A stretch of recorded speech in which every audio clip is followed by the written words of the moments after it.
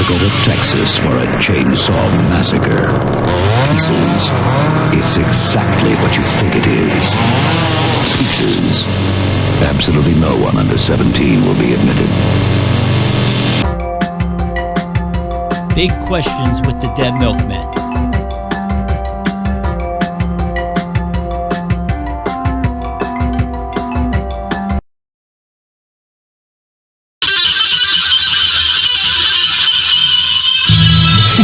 Oh, hi, hello. Welcome to Big Questions with the Dead Milkmen. I am series creator and executive producer Rodney Anonymous. Again. Bastard! Bastard! Bastard! So yeah, if you watched last week's show, and judging by the ratings, not a lot of you did, but if you watched last week's show, you saw that I had to step in and open up the show because we lost the recording. We don't know where it went, and I had to recreate it from memory, and I recreated it with little Yeah, a couple of you watched that last week. More of you watched your fists hit the monitors. You were not happy. But anyway, this week we're not recreating it. What happens? We were very, very busy, so we couldn't do the show.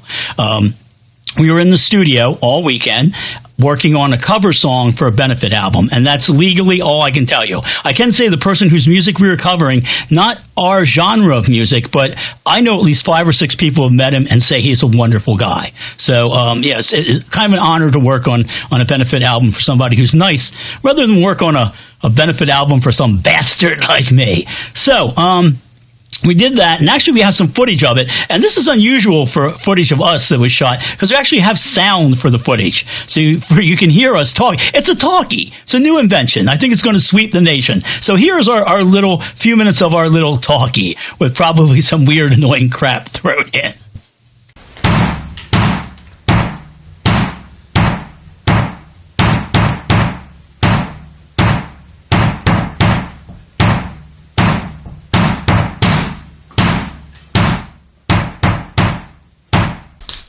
So Dan, as a bass player, how important is it for you to focus? Focus.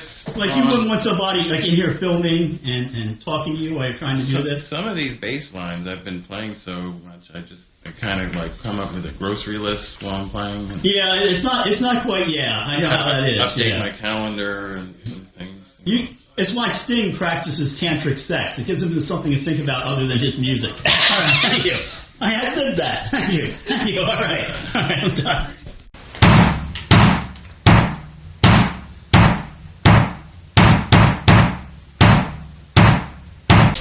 So, as you can see, this is well, you can't see now, but now you can. This is the email I sent Joe showing him the way I have my effects set up. And if you take a look at the pedals that he's using, they're not even the same colors. Look at that. Look at that, okay? The idea, I don't care what pedals he's using, but I want them to be the same color. Look at this, Dan, Dan's pretty upset. I mean, Dan, look at that. You see that, right? Okay? Yeah, look at that. Take a look at that. I can tell that's and then here's Joe's pedals, and I'm going to zoom in, and I know you people at home, I don't want to shock you. If you come look, Rodney, it says flanger. And he's got the flanger, and then he's got the chorus. But they're not the right color. I don't care if he's got the pedals that are on there. He even has them lined up correctly. He's added this blues driver. Yeah, but it's the colors. An independent thought. It's the colors that I wanted. I didn't care what he actually used. I haven't been this sad since I saw that documentary about Nickelodeon. All right. I'll relieve you of the burden. Oh, I can use your shirt. It's like a test pattern. That's nice. Look at that. Okay. Thank you very much.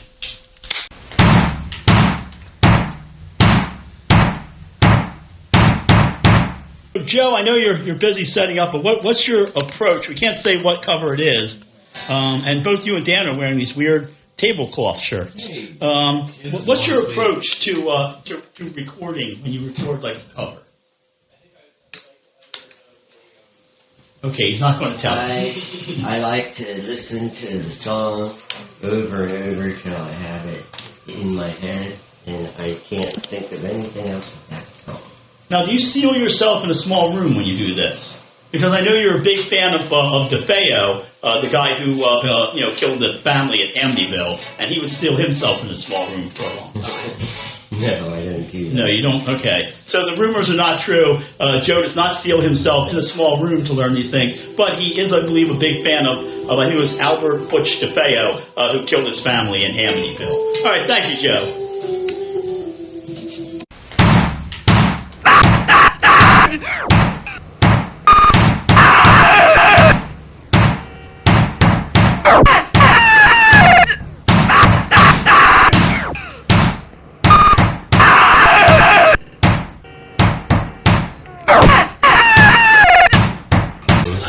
That would have been the thing I should have brought. Because that does The like a purple face one. thing, too. All right, so gentlemen, we got to let everybody know for the show that we're on hiatus for a little bit. Although I might be collecting recommendations, so you never know. We might come back with recommendations. So can you guys confirm for me that we will be on hiatus for a bit? I confirm that we will be on hiatus for a little bit. All right. And Joe, would you like to confirm we'll be on hiatus? I'll be hiatusing. Yeah, I knew that was coming. I wish I was high on pot and noose.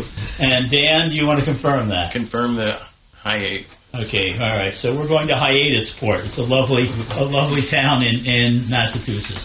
All right, look, there's guys who are going to accidentally erase everything because they've been on PCP all morning. All right, bye. Well, I recommend that for the young people.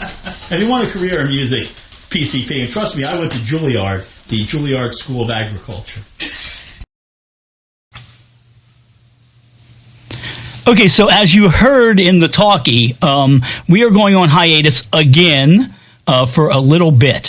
But I also, if you heard in the talkie, I had suggested that we just keep posting recommendations. So we may be doing that for a while. So I will be gathering everybody's recommendations, and much like I'm doing now, presenting them to you folks until we get a little more time on our hands. We have some festivals coming up, stuff I didn't want to play, but we're playing it.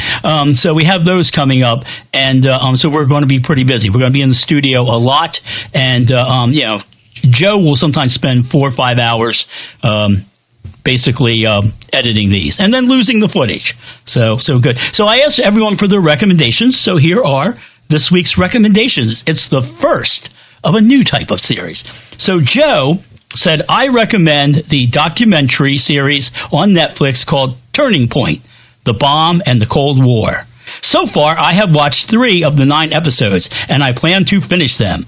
Audra Wolf is one of the commenters, but I did not know that before I started watching it. She is married to Andrew from ITLM. I'll explain this all later. The first episode of the series pairs well with the movie Oppenheimer, which I also recommend. That episode focuses on the top-secret deployment of the atomic bomb during World War II and its use against Japan. Okay, folks, if you've ever seen our comments section, now you understand why Joe had to explain that the atomic bomb was developed during World War II and used against Japan. We don't often get the best and the brightest in our comments section. There's a guy who's going to be very upset at this episode because I'm not Joe. He just believes everything should be Joe. Sometimes I do these to upset him. But anyway, quick explanation here. Joe said she is married to Andrew from ITLM. I was tired when I first got this, and my brain wasn't firing, so I Googled ITLM and came up with In the Light Ministries, and I thought, oh no, Joe's gone overboard and joined a cult, but actually I should have realized it's I Think Like Midnight, and Andrew is Andrew, the guitarist from I Think Like Midnight. Dean, also, he plays drums in I Think Like Midnight. Andrew is probably one of the best beloved musicians in Philly. Everybody. I was out drinking with some people a few weeks back, and his name came up. Everybody's like, I love that guy. So yeah, that's a guy everybody, I love that. I don't get that response, but everybody loves Andrew, and I agree with that. So I also want to second Joe's recommendation of the movie Oppenheimer. The only thing I thought was everybody talks about the bomb blast sequence. I thought David Lynch in the Twin Peaks: The Return did a better atomic bomb explosion, but you can debate that. I know one guy on the IMDb seemed to be very upset about the sound of the bongos. So, yeah, that's a thing that happens. My only real complaint, I guess, other than the bomb, thinking that Lynch's looked better, there wasn't enough Seth Niedermeyer. in the movie Oppenheimer. If you don't know, Seth Niedermeyer is the guy who came up with the idea of basically having an implosion, of having the bomb be a shell around a nucleus of uranium, and it would push everything in. And before that, they planned to fire the bomb out of like a giant gun, and it would be in a shell, and the force of that would compress everything together. And Seth raised his hand and said, "Well, how about if we do this implosion?" And they were like, "Seth, you're going to need to have a even implosion, but yeah, go work on that." And it turned out Seth was right. And the fun thing is, he was a guy who would stand in the back of the room and be very reluctant to raise his hand. So quite an interesting character, Seth Niedermeyer. Niedermeyer! Dead! If you need to see some Seth Niedermeyer, and this is a tandem recommendation with the movie Oppenheimer, there was a series that came out in 1980 and ran on PBS. So I watched it when I was 17, and when I was 17, I wanted nothing more than to be a theoretical physicist. But like Oppenheimer, I didn't have the math, so I settled for political science. But this is a really good series called Oppenheimer. Stars Sam Waterston, who you might know from Law and Order, and also the Saturday Night Live commercial with the robots, but he is also was in Serial Mom. So, and if you want to see Oppenheimer the series, you can watch it for free on Tubi. Tubi, they don't pay us, but they probably should. Let's look at Dean's recommendations. Dean says, "I recommend you watch all 11 hours and 44 minutes of Rocky and Bullwinkle and Friends on YouTube." I can't second this recommendation more. I mean, this is a great recommendation. If I had kids, I would watch Rocky and Bullwinkle with them every night because it's something kids can enjoy and adults can enjoy. I laughed my ass off at it when I was a kid, and when I was an adult, I realized how much funnier it was. And some of the lines that will appeal to adults and children.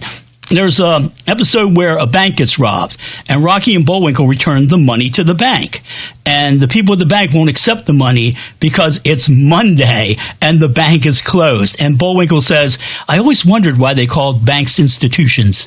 Now I know." There's that, and there's also the What's the Matter You saga, which is years ahead of its time. It's a parody of college football. Bullwinkle shows up at What's the Matter You to play college football, and they give him a curriculum, and the curriculum is like calculus, physics, and Bullwinkle's like, "I can't take these classes, I can't even say them." And so they give him the football players curriculum, and it's like personal grooming, knitting, but there's also a class called Reading Modern Classics. And he's like, "I don't know about this. What are the modern classics?" And they go, "Dick and Jane at the Seashore." So it's really good. Also, What's the Matter You includes the first reference of a Southerner getting mad at the Civil War being called the Civil War. Keeps calling it the war between the states. So it is decades ahead of its time. Really, really good.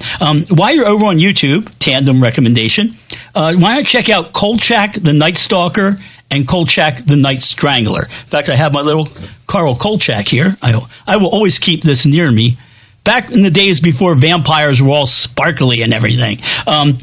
These are incredible. These were TV movies, but I think they released them theatrically in Europe. This is really, really well done and really, really scary, way ahead of its time. I know a lot of young directors. I do some work in horror consulting, and a lot of young directors now are discovering the TV movies that my generation saw, back in the 70s, and they are scary. I think I might have been 9 or 10 years old when this aired, and I loved it. It takes a lot to scare me, but a lot of kids didn't come into school the next day because they had developed bedwetting issues. So let's move on then to Dan's recommendation, and Dan says, "I recommend the Musical Instrument Museum if you're anywhere near Phoenix, Arizona, for some reason."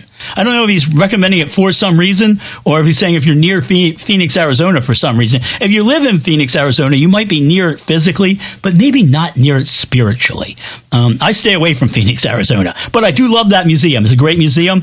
We may have recommended it once before, but it deserves maybe a second and third recommendation. If you can, go out to their website, because their website features amazing stuff, and some of it will only get like 50 views.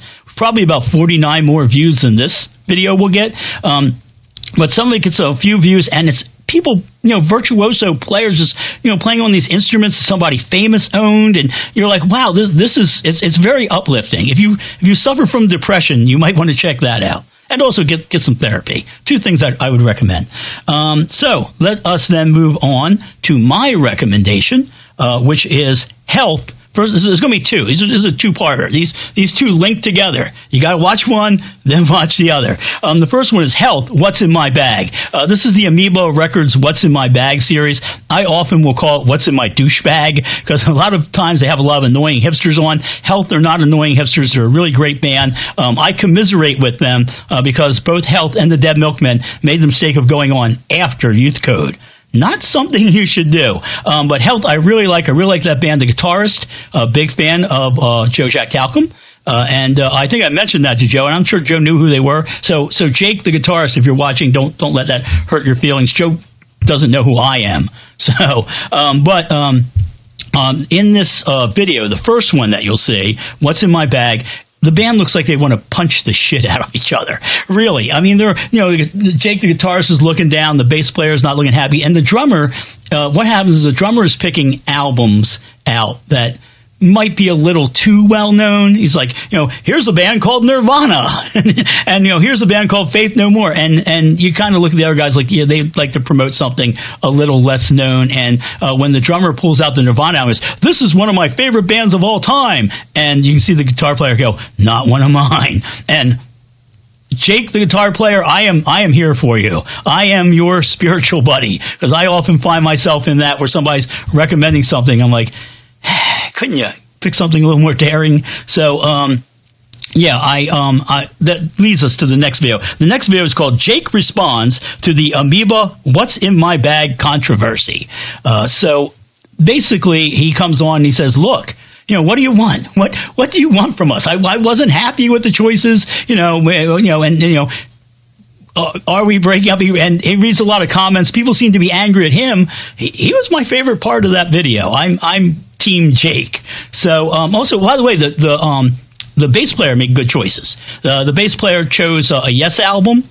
And I love Yes, and also the Soft Moon. And it was good to see somebody come up and mention the Soft Moon because, as you might know, we just lost Luis from the Soft Moon. So so it was good to see him do that. And I also like the fact Jake said apologize for not having any new picks, because we should always have some new picks, I think. All right, so that's it for this week. Our first recommendations video. So next week we'll be back with another one. If this one. Nobody's going to watch this. We probably won't be back with one. In the comments section, if you have any recommendations, let's hear from them. I also want to hear, I'd heard that some 20-somethings were not crazy about the movie Oppenheimer because it had nudity in it. They were like, why is that woman not wearing her bra in bed? So if you're a 20-something and you have a problem with nudity, I'd like to hear from you. Because when I was in my 20s, there was nudity in every movie. Like Disney movies. Like all of a sudden, Bambi was naked. It was, Bambi is naked. There's nudity in a lot of, animal nudity in a lot of Disney films. So, but every Disney movie, Mary Poppins looked like Beyond the Valley of the Dolls. Just filthy. So I want to hear from you folks what upsets you about the nudity in the movies. And also, that's just 20-somethings. If you're older than that, I don't care. Let me know what you thought about Jake versus the rest of the band, or the whole Health thing. If you have a dog in that fight, or you want to pick a side. Also, if you saw Oppenheimer, I mentioned that. If you saw the series that Joe mentioned, Turning Point and The Bomb, the Cold War, please let us know what you thought about that. And also, if you have a favorite Rocky and Bullwinkle memory, like to hear that. And if you check out the museum, the Musical Instrument Museum, and you really like that, like to hear from you too. Just generally like to hear from you, because this show only works when you work. And by that, I mean it only works when you come over to my house and fix the plumbing, maybe do some carpentry. I got to earn a living somehow. All right, folks, I enjoyed talking to you, and please have a pleasant weekend, and hopefully see you next week. All right, bye.